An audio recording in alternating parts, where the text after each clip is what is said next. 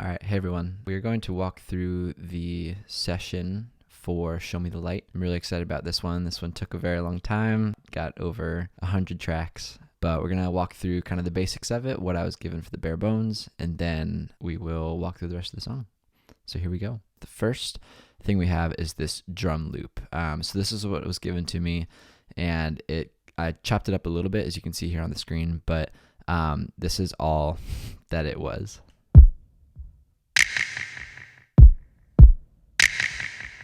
Just this over and over again.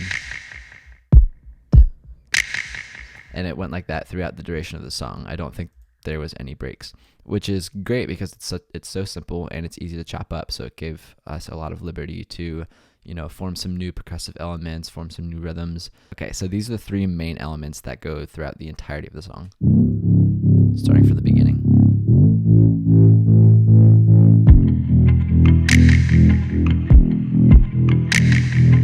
For the intro, I really wanted something else to let you anticipate what's going to happen in the rest of the song. So this is where we have this first kind of vocal chop that I did.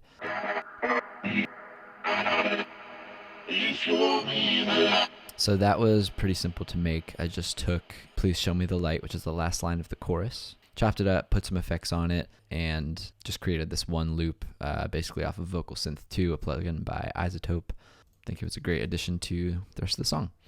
The last element that I think is pretty essential to know that Kurt sent me was this swelling choir effect. So he sent me a lot of layers to this, but let me just play a small demo of what this sounds like.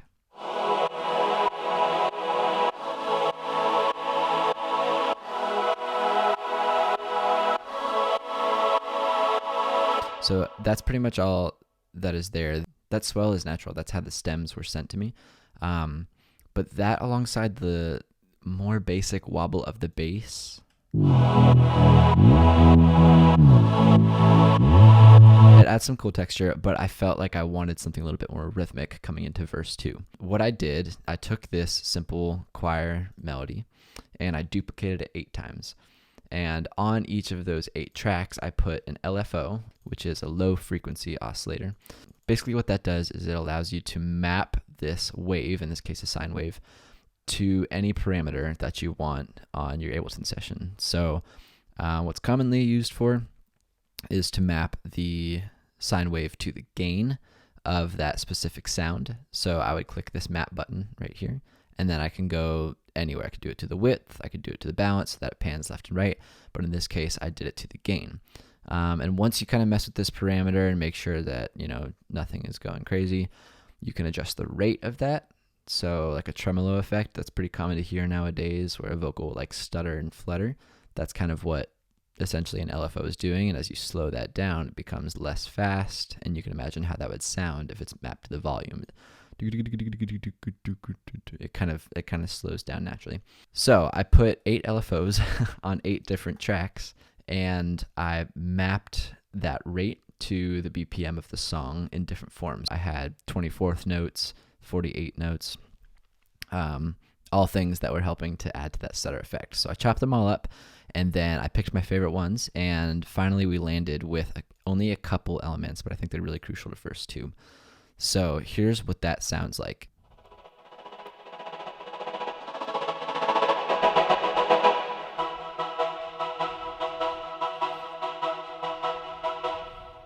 Doesn't make sense, but it has really cool texture.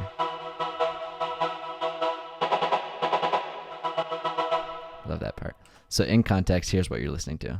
I try to just keep my head on my shoulders. Add some nice texture rather than... I try to just keep my head held high. Sometimes it just feels like the world's out to get me. Kind of swells into the climax of that verse 2. This LFO has to be one of my favorite sounds. Next thing that you probably heard in that last line, right here. Sometimes it just feels like the world's out to get. If you followed my production for a while, you know that I'm a huge vocoder fan. It just makes everything sound so much more interesting, especially on a lead vocal in a genre like this. To make this, all you have to do is duplicate the lead vocal track, and then you add this MIDI track, which links to the duplicated vocal track.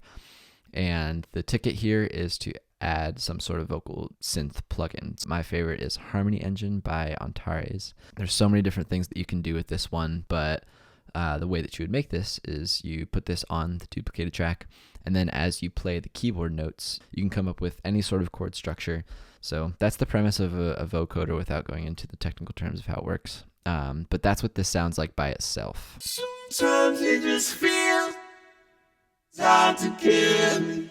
I love the chords that can clash and add some good texture to that. That pretty much carries us from verse 2 to the chorus. And then the song kind of goes to this 4-on-the-floor driving break. A couple different elements to this part. I think the sound is really cool. It's taking a vowel from Kurt's vocal. God give me the strength. I stretch the audio, put a bunch of effects on it naturally. Eventually you come up with something like this. So I use this as kind of a pulse into each section. So it's kind of a thin sound, but that way it pierces through the rest of the audio. And then I took that note, hard auto-tuned it a few different ways, eventually came up with this melody that pulses through the instrumental, just kind of like an underlying tone. So I think the sound is really cool, and it just comes from Kurt's vocal, which is so sweet.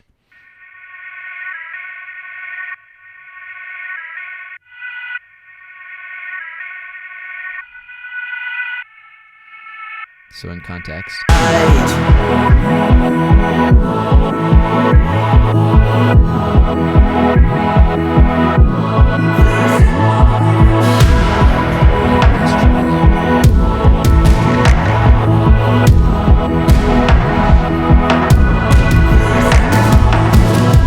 so when that downbeat hits of that kick drum, you're like, where's the song gonna go? And then that leads us to the percussive elements. So this was just a bunch of random toms and kicks and snares and whatever else I could find on. This is what you got after that. God give me the Super airy.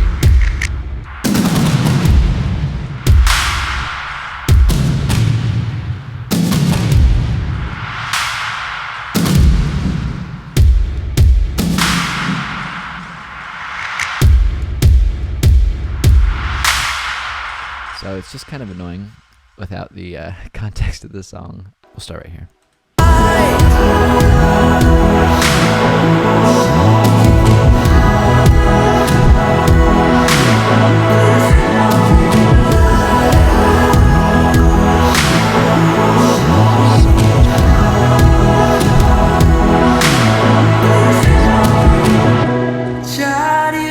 So sick. Here's a couple other features that I want to highlight. The bass for this section is the combination of that wobble bass and this ARP that I call the Stranger Things ARP because it sounds like it's from the TV show Stranger Things. Let me play that for you.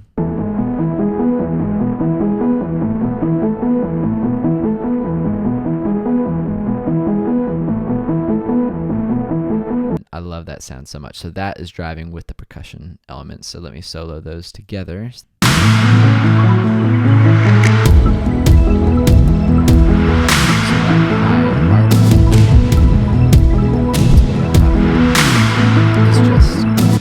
Very granulated delay on top of, I think, the same ARP, pitched it up probably, 48 semitones, put like a granular delay to make it shine a little bit more. So that's what you're hearing there. And then the element that I haven't talked about yet is my section with all of the background vocals. So here's what that sounds like by itself.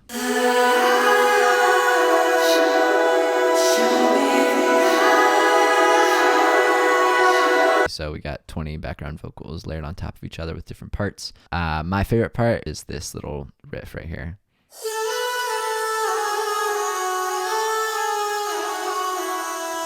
Just another melody on top of all the other melodies that are already going on.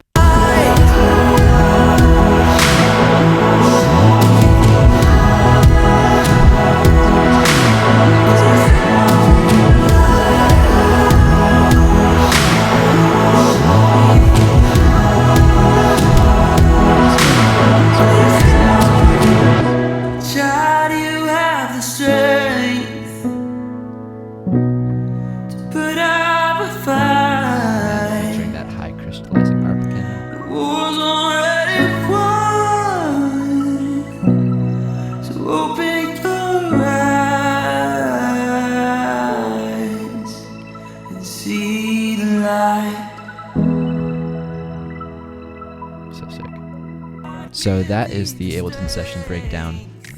Let me know what your favorite part is about this song, and talk to you soon.